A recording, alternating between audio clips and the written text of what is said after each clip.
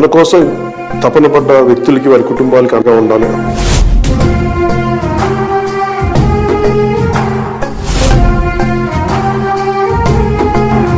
క్షేత్రస్థాయిలో ముఖ్యంగా పోరాట యాత్ర చేస్తున్నప్పుడు చాలా మంది ప్రమాదాలకు గురవడం, తర్వాత వ్యక్తిగతంగా మనకున్న నాయకులు ఆ రోజున పక్కన ఉన్న వాళ్ళు సహాయాలు అందించడం, ఇవన్నీ చూసి క్రియాశీలక సభ్యత్వం తీసుకునే సమయంలో వారికి ఏదైనా బీమా పథకం అమలు చేయొచ్చు. దాని మీద హై ఫ్రెండ్స్, అందరికీ నమస్తే. Welcome to Ashokpati info channel.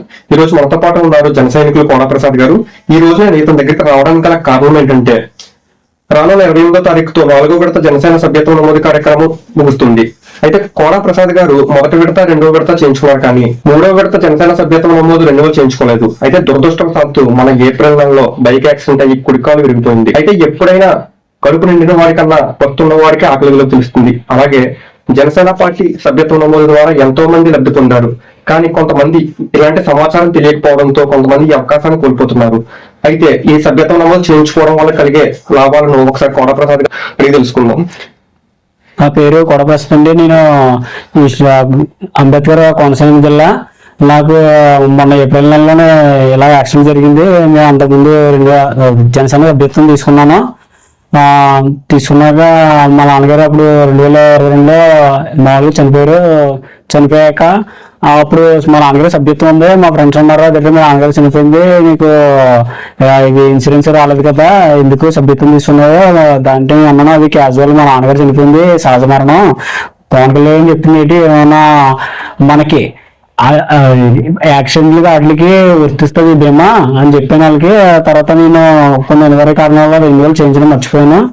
Work బదుల్లో తర్వాత నేను చూసుకోలేదు. దానివల్ల నాకు ఇప్పుడు దాని బాధ ఏంటో తెలుస్తుంది, దాని విలువ. ఎందుకంటే ఫర్ ఎగ్జాంపుల్ మొన్న రీసెంట్గా ఒక వ్యక్తి రెన్యువల్ చేయించి వాళ్ళ ఇంట్లో కూడా తెలియక ఆయన ప్రమాదవశాత్తు చనిపోయారు. కానీ అది తర్వాత తెలిసి మనోహర్ గారు, గవర్నమెంట్ మనోహర్ గారు వెళ్ళి బీమా అందించారు వాళ్ళ ఇంటికి. వాళ్ళకి అసలు వాళ్ళు ఊహించిన కూడా ఊహించలేదు, చేయించారండి. వాళ్ళకి కూడా తెలియదు ఇలా మా భర్త ఇలా చేయించారు జనసేన సభ్యత్వం అని వాళ్ళకి కూడా తెలియదు. కానీ అది వాళ్ళకి ఎంతో మనోధైర్యాన్ని కల్పించింది. ఎందుకంటే మనిషి చనిపోయారు, ఇంకా మనం తిరిగి తీసుకురాలేము, అది ఎవరికైనా సహజం మరణాలు అన్నది. కానీ వాళ్ళ పిల్లలు వాళ్ళకి తినడానికి కూడా సరిగ్గా కూడలేదు. నేను చూసాను, ఎందుకంటే ఇన్స్టాగ్రామ్ లో నేను చూస్తుంటాను. ఎందుకంటే చాలా పిఎస్పీకే తేజ, తర్వాత భవానీ కొట్టుకూరి, తర్వాత నందు పవనిజం, వాళ్ళందరినీ ఫాలో అవుతుంటాను. వాళ్ళు ఇన్స్టాలో నేను చూస్తుంటాను ఆ రీల్స్ నేను. వాళ్ళు ఎందుకంటే వాళ్ళు చాలా కటికి దాంట్లో గడిపి తినడానికి కూడు కూడా ఉండేది కాదు. వాళ్ళకి ఇద్దరు అమ్మాయిలు, వాళ్ళకి ఇల్లు కూడా పూరి గుడిసే, కానీ 5 లక్షలు వాళ్ళకి చదువుకోవడానికి ఎంతో ధైర్యాన్ని కల్పిస్తాయి. దానివల్ల వాళ్ళకి ఎంతో యూజ్ అవుతాయి. నేను కూడా రెన్యువల్ చేయించలేనప్పుడు నాకు కూడా చాలా మంది బాధ వేసింది, నేను కూడా చేయించలేదా, చేయంటే మన కనీసం దేనికదానికి యూజ్ అవుతుంది కదా అని అనిపించింది. ఇలా నేను చేసిన తప్పుడు మీరు చేయకండి. ఎందుకంటే చిన్నప్పటి నుంచి పవన్ కళ్యాణ్ అంటే చాలా ఇష్టం. నేను చదువుకున్న టైంలో నుంచి కూడా నాకు పవన్ కళ్యాణ్ అంటే ఇష్టం. పెద్ద కూడా 2019లో ఫస్ట్ ఓటు కూడా నేను జనసేన పవన్ కళ్యాణ్కి వేసాను. మా ఇక్కడ లీలాకృష్ణ గారు మండపేటలో ప్రచారం పెట్టినప్పుడు నేను 2019లోని ఆ ప్రచారంలో వెళ్ళాను. నా దగ్గర ఫొటోస్ కూడా ఉంటాయి. ఈ అశోక్ గారికి ఇస్తాను నేను. తర్వాత పవన్ కళ్యాణ్ మనపేటలో 2019లోనే కడప సెంటర్లో మీటింగ్ పెట్టినప్పుడు వెళ్ళాను. తర్వాత అక్కడ ఇది శ్రీయస్తో సుమస్ దగ్గర పెట్టినప్పుడు రైతులు చనిపోయారు కదా, వాళ్ళకి కౌలు రైతులకి డబ్బులు ఇచ్చినప్పుడు కూడా నేను పవన్ కళ్యాణ్ చూడడానికి వెళ్ళాను. మొన్న రీసెంట్ గా మొన్న అప్పుడు 2024 ఎన్నికల్లోనే జోగేశ్వరరావు గారికి సపోర్ట్ చేయడానికి వచ్చినప్పుడు కూడా నేను వెళ్ళాను, చూశాను. నాకు పవన్ కళ్యాణ్ గారు వ్యక్తిత్వంగా చాలా ఇష్టం. ఆయన ఏ వ్యక్తి కూడా రాజకీయ పరంగా తన సొంత డబ్బు ఖర్చు పెట్టడం ఇప్పుడు నేను చూడలేదు. వేరే దగ్గర లాక్కోవడం, తినడం చూశాను. కానీ ఒక జన సైనికులకి తన సొంత డబ్బుతో ఇలా చేయడం నాకు చాలా మంచిగా అనిపిస్తుంది. అదే కాకుండా కౌలు రైతులు కూడా చాలా విధంగా సహాయపడ్డారు. ఇలాంటి వాళ్ళు ఉండడం మన భారతదేశానికి ఎంత గర్వకారణంగా నేను ఫీల్ అవుతుంది. నేను కూడా ఒక జన సైనికుడిగా ఉన్నందుకు నాకు చాలా, అయ్యో ఇలాంటి నాయకుని ఎంచుకున్నందుకు నాకు కూడా చాలా ఆనందాన్ని కలిగిస్తుంది. అందుకని నేను కూడా చాలా మంది ఫోన్ చేసి రెన్యువల్ చేయించమని చాలా మందిని అడిగితే మా ఫ్రెండ్స్ ఉన్నారు, ఎవరు మీ నాన్నగారికి జరిగింది ఇలాగా, నీకేం రాలేదు కదా, మీకు కూడా జరిగింది కదా, అవరే నేను చేసింది మా నాన్నగారికి జరిగింది, అది ఓకే సహజ మరణం, అది నేనేం చేయలేను. మా నాన్నగారికి ప్రమాద శబ్దం జరిగితే ప్రాంతాలను తెలిస్తే వస్తురు చేదురు, లీలాకృష్ణ గారు కూడా సపోర్ట్ చేద్దరు. కానీ నాకు జరిగినప్పుడు నేను రెన్యువల్ చేయించడం నాకు రాలేదు. మీరు చేయకుండా తప్పులని నేను ఆల్రెడీ చెప్పాను, నేను వాట్సాప్ లో కూడా పెట్టాను. ఇప్పుడు అందుకే ఈ రోజు రెన్యువల్ చేస్తున్నాను. నాకు మా ఫ్రెండ్ రెన్యువల్ సభ్యత్వం చేసేవాడికి వెళ్ళేసి సాగపడ్డాడు. ఇప్పుడు కూడా ఆ అబ్బాయికి ఫోన్ చేసి వచ్చాడు. ఆ అబ్బాయికి కూడా ఇప్పుడు రెన్యువల్ చేయించాను నేను. ఇది నేను చేసిన తప్పును మళ్ళీ మీరు ఎవరు చేయకూడదు.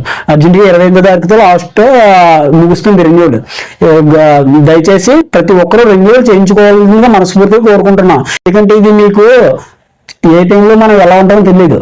కనీసం మీ ఇంటి వరకు ఏదో విధంగా ఉపయోగపడుతుంది. ఇలా ఏ నాయకుడు కూడా ఆలోచించడు, తన గురించి ఆలోచించుకుంటాడే మన గురించి ఎవరు ఆలోచించడు. మన గురించి ఆలోచించాలంటే మనం అర్థం చేసుకోవచ్చు. ఏ టైంలో మనం ఎలా ఉంటాం మనకు తెలియదు. మనం ఒకవేళ కట్టగలిగినా వేరే వాళ్ళు కూడా మన బైక్ నడుపుతున్నప్పుడు వాళ్ళు మనం సరిగ్గా వెళ్ళినా సరిగ్గా వెళ్ళకపోవచ్చు, మనకు వద్దొచ్చి యాక్సిడెంట్ జరగచ్చు. అంటే జరుగుతాయని కాదు, కానీ మన ముందస్తు మనం ఉండడం మంచిది కదా. ఎందుకంటే నేను కూడా అలాగే సేమ్, నేను బాగానే వెళ్ళాను కానీ వేరే అనుకోని కారణాల వల్ల యాక్సిడెంట్ జరిగింది. అలా మీకు జరగకూడదనే నేను అనుకుంటున్నాను. అది మీరు రెన్యువల్ చేయించుకుంటారని 28వ లాస్ట్ మీరు ప్రతి ఒక్కరు రెన్యువల్ చేయించుకోవాల్సిందిగా నేను కోరుకుంటున్నాను. ప్రసాద్ గారు, యాక్సిడెంట్ అయిన తర్వాత ఇప్పుడు ఎలా ఉంది? ఇప్పుడు మీరు నడవగలుగుతున్నారా? అంత బాగానే ఉందా? ప్రజెంట్ అయితే పర్లేదు. మొన్నటి దాకా అయితే ఆపరేషన్ అయిన 1 month దాకా ఎక్సర్సైజ్ చేయమన్నారా, కాల్ ఏంటంటే వచ్చింది కాదు, ఫిజియోథెరపీకి వెళ్ళమన్నారు. ఫిజియోథెరపీకి వెళ్ళి డైలీ చేసుకునేవాడిని. ఇంకా ఇలా ఇక్కడ వేసారన్నమాట ప్లేట్లు, 7 కుట్లు వేసారు, ఇక్కడ ప్లేట్ వేసారు. కాకపోతే లిగ్మెంట్స్ కూడా కట్ అయిపోయినాయి. ఆ లిగ్మెంట్స్కి ఇంకో ఆపరేషన్ చేస్తానన్నారు, అది డిసెంబర్లో. ఇప్పుడు ఇదైతే ఆరోగ్యశ్రీ ద్వారా అయింది. అదైతే మన సొంత డబ్బులు వేయించుకోవాలంట. ఒక 50,000 అవ్వచ్చు, ఎంతైనా అవ్వచ్చు తెలియదు. అదైతే మన సొంత డబ్బులతో వేయించుకోవాలి. లిగ్మెంట్స్ డిసెంబర్లో ఎప్పుడు చేస్తానన్నారు. లిగ్మెంట్స్ కూడా ప్రజెంట్ అయితే పర్లేదు, కొంచెం నడుస్తున్నాను. ఆరోగ్యశ్రీ ద్వారా అయిందంటున్నారు. ఆరోగ్యశ్రీ కార్డు ఉన్నా సరే మీ సొంత ఖర్చు ఎంతవరకు అయింది? ఆరోగ్యశ్రీ ఉన్నా అంటే ఆరోగ్యశ్రీ ఓన్లీ ఆపరేషన్ దాకా చేశారు. మెడిసిన్ అన్ని మన సొంతే, మన సొంత డబ్బులు అయినాయి. ఒక 30,000 దాకా ఉంటాయి. ఎందుకంటే ఫిజియోథెరపీకి ప్రత్యేకించి 10,000 అయిపోయినాయి.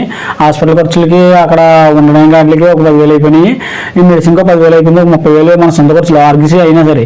అదే మళ్ళీ లెగ్మెంట్స్కి అయితే కొంచెం ఒక 80,000 1,00,000 రూపాయల దాకా వచ్చింది. ఎందుకంటే లెగ్మెంట్స్కి మనకి ఆరోగ్యశ్రీ ఉండదు. ఒకవేళ ఆరోగ్యశ్రీ ఉన్నా ఈ బోన్కే మనకి ఆరోగ్యశ్రీ వాళ్ళు పెట్టుకున్నా 50,000 వాళ్ళు పెట్టుకున్నా మనకు 30,000 సొంతంగా ఖర్చులు అయినాయి. అది కాకుండా మన ఇంటికి ఉంటున్నాం, మరి అదే అన్ని కొద్దిగా ఇబ్బందిగా ఉంటాయి కదా. మళ్ళీ ఒక 1 year దాకా నడ్డానికి ఉంటుంది. లెగ్మెంట్ ఆపరేషన్ చేసాక కూడా మనకి మళ్ళీ రెస్ట్ ఇవ్వాలి అని చెప్పారు డాక్టర్ గారు. ఎన్ని నెలలు రెస్ట్ లో ఉన్నారు మీరు? పనికి వెళ్ళడం అవ్వదు, ఎలాగో కాలు అనేది ఇంకా చాలా ముఖ్యం. ఏ పనికి వెళ్ళాలన్నా మీరు ఎన్ని రోజులు బెడ్ రెస్ట్ లో ఉన్నారు? ప్రస్తుతానికి అయితే 3 months అవుతుంది. మళ్ళీ డిసెంబర్లోనే చేస్తానన్నారు. డిసెంబర్లో లిగ్మెంట్ ఆపరేషన్ చేస్తానన్నారు. అది చేసాక కూడా మళ్ళీ ఒక 3 months 4 months రెస్ట్ ఇవ్వాలి. తర్వాత ఇచ్చేటప్పటికి మళ్ళీ 1 year అయిపోద్ది. 1 year అయిపోయాక మళ్ళీ ప్లేట్లు తీస్తారు. ప్లేట్లు తీసాక కూడా మళ్ళీ రెస్ట్ ఇవ్వాలి ఒక 2 months. నాకు తెలిసి మళ్ళీ వచ్చే సంవత్సరం జూన్ జూలై అవుతుంది. అప్పుడు దాకా మంచిగా బెడ్ రెస్ట్ తీసుకోవాలి. ఓకే, చూశారు కదండి ప్రసాద్ గారి స్టోరీ మొత్తం. మీరు కూడా 28వ తారీఖు లోపు ఖచ్చితంగా జనసేన సభ్యత్వ నమోదు అయితే తీసుకోండి. కేవలం సభ్యత్వ నమోదుతో మాత్రమే కాదండి, ఏదైనా ప్రమాదం జరిగితే అక్కడ ఉన్న జన సైనికులు కానీ అక్కడ ఉన్న వాలంటీర్లు కానీ ఇలాంటి ప్రమాదానికి గురైన వారిని గుర్తించి ఆ క్లెయిమ్ కి సహాయపడండి. ఎందుకంటే చాలా మంది సభ్యత్వ నమోదు అయితే చేసుకుంటున్నారు, కానీ తర్వాత ఈ ప్రాసెస్ ఏంటి, ఎలా చేయాలి అనేది వారికి తెలియకపోవడం వల్ల, ఈ అవగాహన లేకపోవడం వల్ల చాలా మంది ఈ అవకాశాన్ని కోల్పోతున్నారు. దయచేసి పవన్ కళ్యాణ్ గారు ఎంతో మంచి మనసుతో ఈ కార్యక్రమాన్ని అయితే మొదలు పెట్టారు. కాబట్టి అర్హులైన ప్రతి ఒక్కరికి కూడా దీన్ని చేర్చండి. ఎవరైతే ప్రమాద బారిన పడ్డారో, ప్రమాదవశాత్తు మరణిస్తే 5 లక్షలు, ప్రమాదంలో గాయపడితే 50,000 సహాయాన్ని వారికి అందేలా చేయండి. అక్కడ ఉన్న ప్రతి జనసేన కార్యకర్త, ప్రతి జన సైనికుడు ఈ బాధ్యతను తీసుకుంటారని కోరుకుంటున్నాను. జై హింద్. ప్రతి నియోజకవర్గంలో కూడా జన సైనికులు, వీర మహిళలు, జనసేన నాయకులు ప్రతి ఒక్కరు ముందుండి ఈ ప్రోగ్రాంని విజయవంతం చేయవలసిన మనస్ఫూర్తిగా మమ్మల్ని కోరుకుంటున్నాం.